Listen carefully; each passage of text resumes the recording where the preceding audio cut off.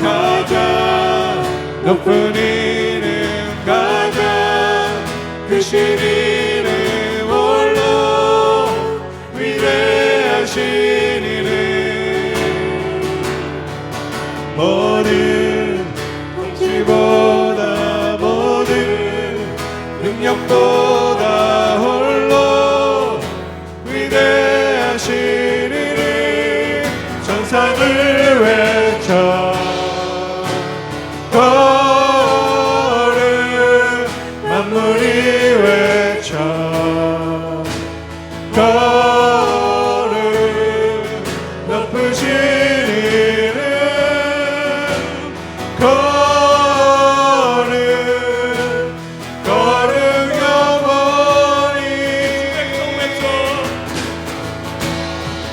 주 백성 외쳐 거룩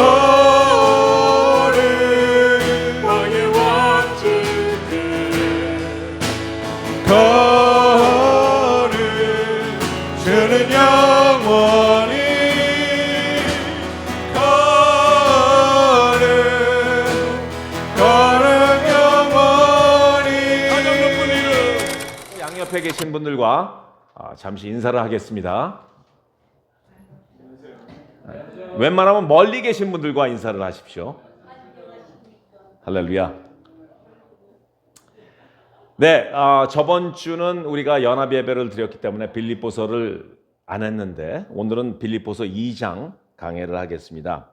빌립보서의 전체 주제는 주 안에서 기뻐하라입니다. 빌립보 교회는 개척부터 기쁨으로 시작하였습니다.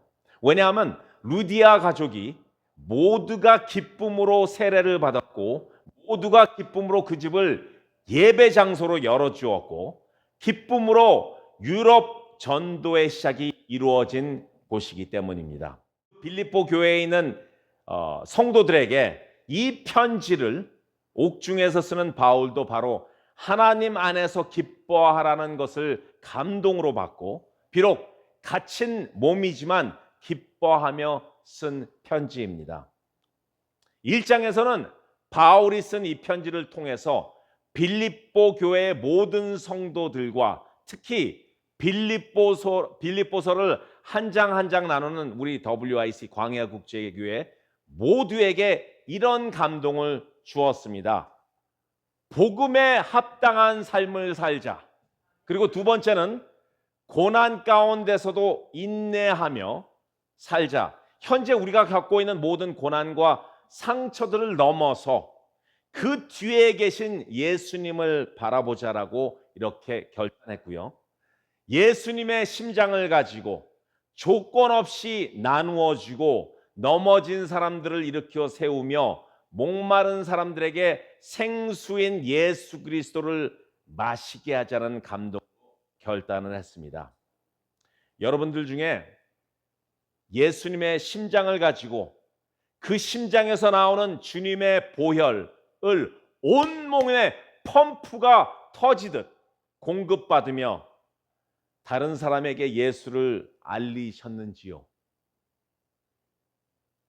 왜 이렇게 묵비권을 하고 계십니까? 아직 하지 않으셨더라도 괜찮습니다. 꼭 하십시오. 그런데 가만히 묵상하면서 보니까 복음에 합당한 삶, 고난 가운데서도 이겨내는 삶, 예수의 심장을 가지고 베푸는 삶을 살면 분명 주 안에서 기쁨을 누릴 수 있다는 것을 믿습니다. 아멘. 오늘 이 장에서도 주 안에서 기쁨을 누릴 수 있는 감동과 방법을 성령께서 주십니다. 1장에서 나눈 것과 같이 우리들은 예수의 심장을 가졌으니 예수의 심장을 가진 사람들은 결국 그 마음도 닮아가는 게 이치입니다. 그런데 2장에서는 특히 그 마음 중에서도 예수님의 겸손을 가르쳐 줍니다. 빌립보서 2장 5절에서 11절까지는 모든 스크립처 중에서 가장 진실하고 정확히 예수님의 겸손을 설명한 구절 중에 하나입니다. 그리고 어떤 학자들은 이 구절들을 그리스도 찬가라고 부르기도 합니다. 그러기에 그 겸손을 가르쳐 주신 예수님을 찬양하자가 바로 이 장의 제목입니다. 예수님의 심장을 가지고 예수님의 마음을 품고 그 예수님을 찬양하는 것이 바로 이 장의 제목입니다. 천천히 한 줄씩 읽어가면서 나눠보겠습니다. 2장 5절을 읽겠습니다. 너희 안에 이 마음을 품으라 곧 그리스도 예수의 마음이니. 아멘. 예수님의 겸손의 마음을 품으십시오. 그리고 예수님을 찬양하십시오. 그렇게 되면 그 삶 속에서 우리는 주 안의 기쁨을 누리게 됩니다. 아멘. 같이 읽겠습니다. 그는 근본 하나님의 본체시나 하나님과 동등됨을 취할 것으로 여기지 아니하시고 하늘과 땅 우주 전체에서 가장 높고 가장 위대하고 가장 보배롭고 가장 광대하신 왕 중의 왕, 주 중의 주 하나님이 우리들의 육신을 입으시고 예수님으로 이 땅 가운데 오신 이유는 단 한 가지입니다. 죄로 얼룩지고 사망이란 영원한 죽음으로 갈 영혼들이 있는 이곳에 오셔서 직접 성소의 제물이 되시고 다시 부활하셔서 그를 믿는 자마다 구원을 주시기 위함 그 하나의 이유 때문입니다. 저는 가끔 이런 생각을 해봅니다. 여러분들과 많이 나누었는데요. 제가 만약에 하나님이었다면 아담과 하와가 죄를 지은 바로 그 순간부터 세상을 구할 그 계획을 제가 세웠다고 했더라도 아마 중간에 그 계획을 완전히 취소했거나 아니면 파기했을 것입니다.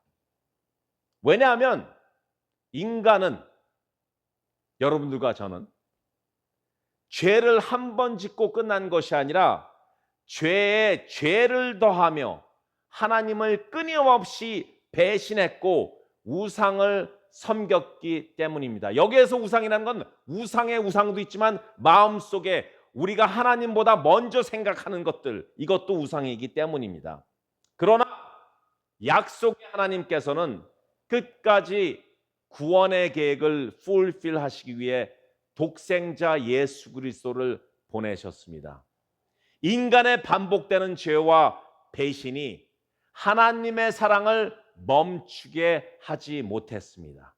사람들의 죄가 더욱더 커질수록 하나님의 은혜는 분명히 드러났고 사람들의 우상 숭배가 늘어나면 늘어날수록 하나님의 구원의 계획은 더욱 흔들림 없이 이루어졌습니다. 아멘. 7절을 같이 읽겠습니다. 오히려 자기를 비어 종의 형체를 가지사 사람들과 같이 되셨고, 우리는 지금 그리스도 찬가를 함께 읽고 있는 것입니다. 예수님께서는 자신을 비우지 않고서는 하나님으로서 사람의 몸을 입고 이 땅에 오실 수 없습니다. 자신의 영광과 권리를 붙들고 계셨다면 종의 형체를 입을 수가 없습니다. 그리고 우리와 같은 이런 낮은 자리까지 오실 수도 없었을 것입니다. 하지만 그분은 철저히 완전 낮아진 모습으로 오셨고 그분은 하나님께 완전한 복종과 순종을 하셨습니다. 자기를 비우셨다라는 이 말은 헬라어에서 나온 신앙 용어인데요. 바로 케노시스입니다. 케노시스, 자신을 비우다. 케노시스는 예수님께서 하나님 되심을 포기했다라는 말은 아닙니다. 하나님이신데 예수께서 하나님의 권리와 영광을 붙잡지 않으시고 우리를 구원하시기 위해서 스스로 가장 낮은 곳까지 자신을 낮추었다라는 뜻입니다. 그분은 기꺼이 종의 자리를 선택하셨고 섬김의 자리를 선택하셨고 마침내 십자가의 자리까지 순종하셨습니다.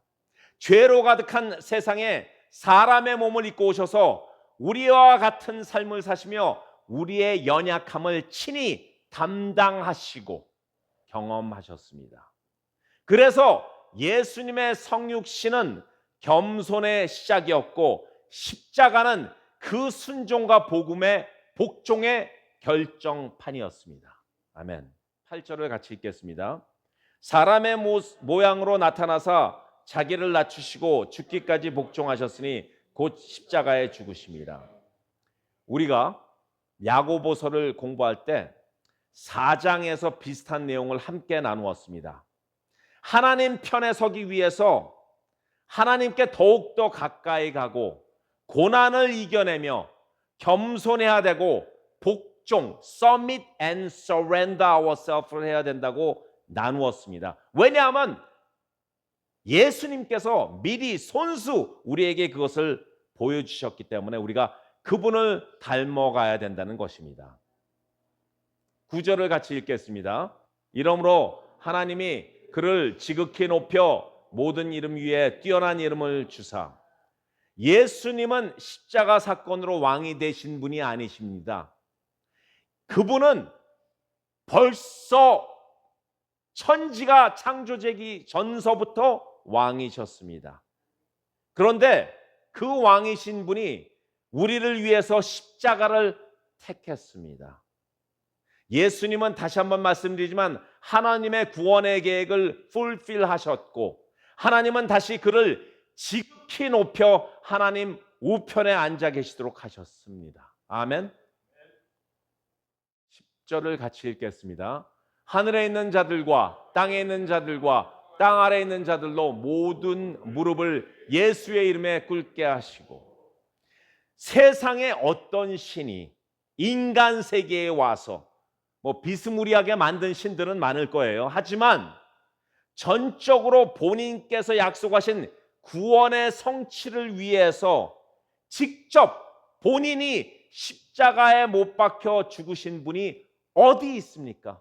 그것도 fully man으로 모든 고초와 고통, 페인 하나하나를 다 견디시며 가시가 안 씌워져서 피투성이 되시고 채찍으로 온몸이 성한 곳이 없을 정도로 맞으시고 대못으로 손과 발에 구멍이 나시며 피를 쏟고 또 쏟으시며 결국 다 이루었다라고 하시며 숨을 거두시고 하지만 다시 부활하심으로 죽음이란 사망 권세를 완전히 무너뜨리셨으니 그분은 모든 권세들을 완전히 멸망시킨 하나님의 독생자 예수 그리스도이십니다. 아멘. 별로 이렇게 마음에 감동이 없으십니까? 너무나 잘 아는 내용이라서요. 예수님에 대한 얘기는 너무나 잘 아는 내용입니다. 하지만 우리는 반복적으로 의도적으로 영적으로 그것을 가슴에 새겨야 됩니다. 11절을 같이 읽겠습니다. 모든 입으로 예수 그리스도를 주라 시인하여 하나님 아버지께 영광을 돌리게 하셨느니라. 모든 입으로 예수님을 주라 시인하게 하시는 것이 하나님의 뜻이라면 아직 주를 알지 못하는 사람들에게 그 이름을 전하는 것은 우리들의 사명입니다. 아직까지 주를 모르고 부정하고 부인하는 사람들이 너무나 우리 주위에 많습니다. 그리고 그렇게 하베스트, 즉 추수할 사람이 많은데 일꾼이 별로 없다는 것이 참 안타깝습니다. 마태복음 9장 37절 이에 제자들에게 이르시되 추수할 것은 많되 일꾼은 적으니 그러므로 추수할 주인에게 청하여 추수할 일꾼들을 보내어 주소서 하라 하시니라. 하여튼 주위에서 아직도 주께 가까이 가지 못하는 사람들이 있다면 예수님을 알려주시고 예수님을 전도하십시오. 일꾼이 적으니 일꾼이 되십시오. 주님, 제가 여기 있사오니 저를 사용하십시오 하는 일꾼이 되시는 것이 바로 레디칼 미션 중에 하나입니다. 그렇기 때문에 이 장의 주제는 만왕의 왕 만주의 주이신 예수님을 찬양하라입니다. 그러면 우리가 주 안에서 기쁘게 됩니다. 우리가 기쁘게 되기 위해서 찬양하는 것이 아닙니다. 예수님이 영광이시고 기쁨 그 자체이시기 때문에 예수님을 찬양하면 그냥 기뻐집니다. 아멘? 아멘? 좀 옆길로 새는 이야기지만 오래전에 어떤 믿는 분이 계시는데 그분의 집안에서 어떤 큰 사건으로 인해서 그분이 충격에 빠졌습니다. 항상 걱정과 슬픔과 또 우울증이 몰려와서요, 아무런 일도 못하시면서 침대에만 누워 계시다고 하면서 기도 요청을 하셨습니다. 그래서 의인의 간구는 역사함이 크니 저만 기도하고 간구하는 것이 아니라 본인 자신도 그 우울증에서 일어날 수 있게 해달라고 주님께 강청하며 기도하십시오. 그리고 말씀을 보십시오 하고 권면해 드렸습니다. 그랬더니 그분이 말씀을 읽었습니다. 그리고 홀로 골방에 들어서 기도했습니다. 그리고 예배에 나와서 진정과 신령으로 찬양했습니다. 하루 지나서 연락이 오셨습니다. 하시는 말씀이 성경을 읽고 기도 시작과 함께 그 다음날 우리 아들이 다쳤습니다. 그리고 찬양 예배에 나와서 너무 크게 소리를 질러 노래를 불렀더니 찬양을 했더니 목이 다 쉬었습니다. 그리고 예수님은 제 기도를 응답해 주시지 않았습니다. 하루 지나고요. 하루. 1년 지난 게 아니라 하루 지나고. 그러면서 하시는 말씀이 더 이상 아들이 다쳤기 때문에 더 이상 성경 읽기가 두렵고 찬양 예배는 이제 안 나가겠습니다. 왜냐하면 목에 결절이 온 것 같습니다. 그리고 예수님은 응답을 해주지 않으셨습니다.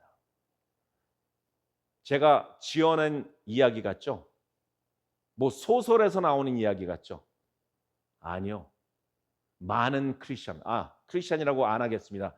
소위 교회 다니는 분들로부터 진짜 일어난 사건입니다. 그것을 제가 지금 적나라하게 폭로하는 것입니다.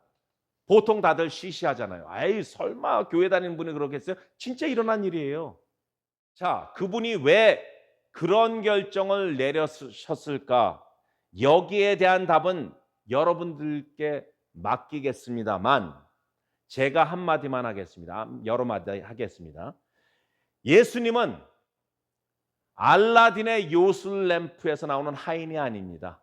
그냥 문지르면 나와서 들어주는 분이 아닙니다. 물론 그럴 때도 있습니다. 요청했더니 요청하기도 전에 하나님께서 먼저 일하시는 경우도 있어요. 그런데 그분처럼 내가 기도했는데 왜 안 들어주냐? 하루 지났는데. 그리고 너무 빨리 믿음을 기법하신 그분께 무슨 권면을 해야 될지 단어 자체가 생각나지 않더라고요. 안타까운 마음이 들었습니다. 그분은 예수님보다 그 문제를 더 크게 바라보았습니다. 그 고난과 고통이 그분의 마음을 사로잡은 것 같습니다. 왜 아들이 다치고 목이 쉰 것에 대한 원망을 예수님께 하는지 잘 모르겠습니다. 어디서 들으셨는지 영적 전쟁이란 말을 저한테 사용하셨습니다. 그러면 영적 전쟁에서 이미 승리를 이루신 예수님을 믿고 유혹과 시험에 빠지지 말아야 되는데 말이죠.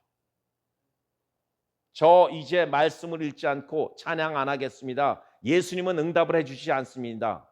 그런 이상한 고집과 용기, 세상 말로 그 깡다구를 가지고 이 영적 전쟁은 하나님께 속한 것이니 나는 더욱더 말씀을 붙잡겠고 더욱더 예배를 신령과 진정으로 드리고 아무런 응답이 없을지라도 예수님을 죽도록 사랑하실 것입니다. 나는 그런 깡다구는 어디 갔냐고요. 마지막으로 말씀을 가까이 하는 것, 예수님을 찬양하는 것, 누가 가장 싫어하고 혐오할까요? 사탄이죠. 예수님의 씨 뿌리는 자의 비유에서 길가에 떨어진 말씀을 누가 자꾸 뺏어갑니까? 새들이 뺏어가잖아요. 사단이란 말이에요. 걔네들은 우리가 정말 기쁘고 행복하고 은혜 넘치는 것을 너무너무 싫어하고 혐오하기 때문에 우리가 예수님을 찬양하고 기뻐하는 것을 막기 위해서 필사의 방해를 다할 것입니다. 그러니 우리는 더 예수님께 간구해야 되는 거 아닌가요? 여러분들은 어떻게 생각하시나요? 그냥 중간에 포기해야 됩니까? 자꾸 이상한 일들이 일어납니다. 목에 결절입니다. 피부병이 생기기 시작했어요. 더 졸려요. 더 피곤해요. 오다가 파킹 티켓 띄었어요. 교회 오다가. 이거 진짜 있는 일들이에요. 지어낸 얘기 아니에요. 저 이제 교회 못 가요. 왜요? 자꾸 이상한 일들이 일어나요. 여러분들, 모든 지혜와 그리고 수많은 이론들이 궁극적으로 추구하는 것이 바로 진리입니다. 그런데 진정한 진리가 무엇인 줄 아십니까? 우리 믿는 자들은 그 진리를 안다고요. 바로 예수 그리스도입니다. 예수 그리스도께서 나는 길이요 진리이니, 이 진리는 진정한 진리예요. 그 진리를 우리는 안단 말이에요. 그래서 우리는 평생 그분을 찬양하며 영광 돌리는 삶을 살아야 합니다. 그리고 그 예수님을 소개하고 알려야 되는 것이 우리의 사명입니다. 진리를 찾아 헤매는 목마른 사슴들에게 여기 생수가 있습니다. 그것이 바로 living water, Jesus Christ, 예수 그리스도입니다 하고 전해줘야 된다는 것입니다. 다시 한번 말씀드리겠습니다. 예수님을 찬양하는 삶은 기쁨의 삶이 됩니다. 믿으시는 분은 아멘 해주십시오. 예수를 찬양하는 삶은 기쁨의 삶이 됩니다. 예수를 찬양하는 입술은 축복의 말들로 가득 찹니다. 예수를 찬양하는 삶은 은혜가 넘쳐 흐릅니다. 그러기에 예수를 찬양하는 삶을 살면요, 그 옆에 많은 사람들이 함께 하길 원합니다. 왜냐하면 은혜를 받을 수 있으니까. 은혜가 넘치는 사람들은요, 사람들이 많습니다. 왜냐하면 은혜도 받지만 즐겁기 때문입니다. 기쁨이 넘치기 때문입니다. 반대로 예수님을 찬양하지 않는 삶은 입술에서 항상 불평, 불만, 원망이 나오고 무슨 일만 있으면 삐지고 상처받고 시험 들고 어떻게 자기 자신의 감정만 조금만 건들면 완전히 유리 조각처럼 깨져서 인상만 쓰고 그것만 묵상하고 합니다. 그러니 옆에 있는 사람들이 같이 있기 불편하고 인사조차 하기 싫어합니다. 왜냐하면 기쁨이 없기 때문입니다. 왜냐하면 언제 또 깨질지 모르기 때문입니다. 빌립보서 전체의 주제를 혹시 기억하시는 분 계세요? 빌립보서 전체의 주제, 주 안에서 기뻐하라. 할렐루야.